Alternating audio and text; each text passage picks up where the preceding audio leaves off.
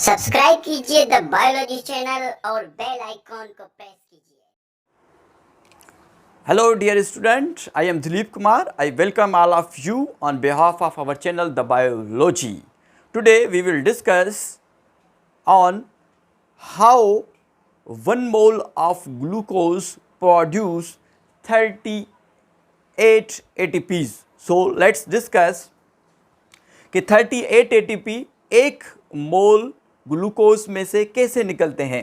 पहले जब glucose cytoplasm में आता है, ग्लाइकोलाइसिस का प्रोसेस होता है, 6 कार्बन का ग्लूकोज टूटता है 2 कार्बन में, पायरोवेट कहते हैं। ये पायरोवेट में मेटाबॉलिज्म होती है और इस मेटाबॉलिज्म के नतीजे में एसिटाइल को ए बनता है। ग्लाइकोलाइसिस में 4 ATP बनते हैं, 2 हम ATP इन्वेस्ट करते हैं और 2 हमें ATP यहाँ पे मिल जाते हैं। जब एसिटाइल को ए क्रेब साइकिल में जाता है तो क्रेब साइकिल से हमें ATP मिलते हैं 2। तो यहाँ पे कितने ATP हमें मिल गए 6, मगर 2 हमने यहाँ पे इन्वेस्ट किए थे, इसलिए जो ग्लाइकोलाइसिस और क्रेब साइकिल में हमें 2 ATP मिलेंगे। इसका मतलब कि 4 ATP हमें इन 2 प्रोसेस में मिल गए। अब जब इलेक्ट्रॉन ट्रांसपोर्ट चेन होगी, इलेक्ट्रॉन ट्रांसपोर्ट चेन में क्या होगा कि जो इलेक्ट्रॉन ट्रांसपोर्ट चेन में जो ग्लाइकोलाइसिस में हमें NADH, ये वाले जो NADH 2 मिले थे और जो क्रेब साइकिल है यहाँ पे NADH हमें 8 मिले थे और 2 हमें यहाँ पे मिले थे।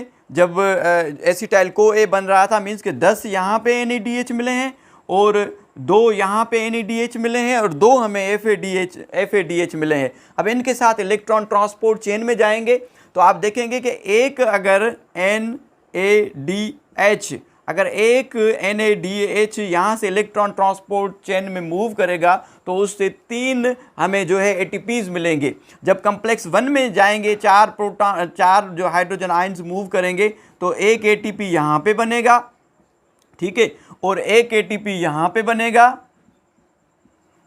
और एक ATP, तो ये 3 बन गए, एक ये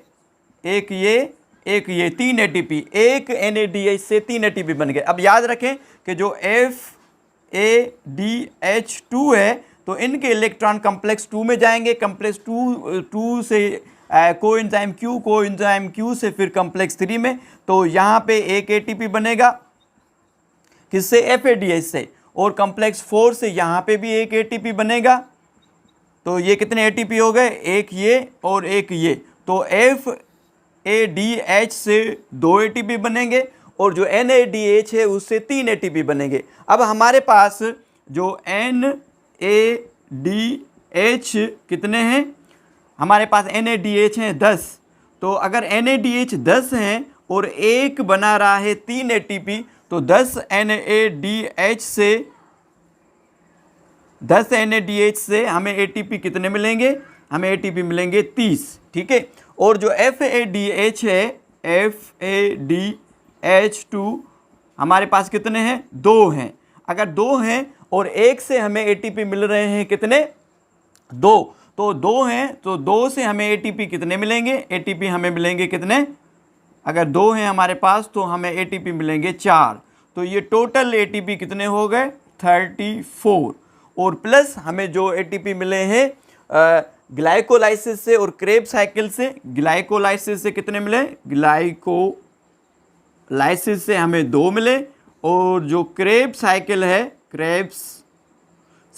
उससे भी हमें 2 मिले। तो अब इनको अगर आप टोटल करेंगे तो ये 38 ATP हो जाएंगे, 36 to 38। ये एक आइडियल कंडीशन है कि इनमें इतने ATP बनते हैं। अगर 38 ATP बने हैं, मिसाल के तौर अगर 38 ATP बने हैं इन्वेस्ट से लेके, तो 2 अगर इसमें इन्वेस्टमेंट वाले आप माइनस करेंगे तो हमें 36 ATP इस तरीके से हमें मिल जाएंगे। So this is the formation of ATP from 1 mole of glucose. जब एक ग्लूकोज का मॉलिक्यूल टूटेगा तो आप देख सकते हैं कि हमें ATP, आइडियल कंडीशन है कि कितने मिलेंगे, 36 मिलेंगे। Thank you so much.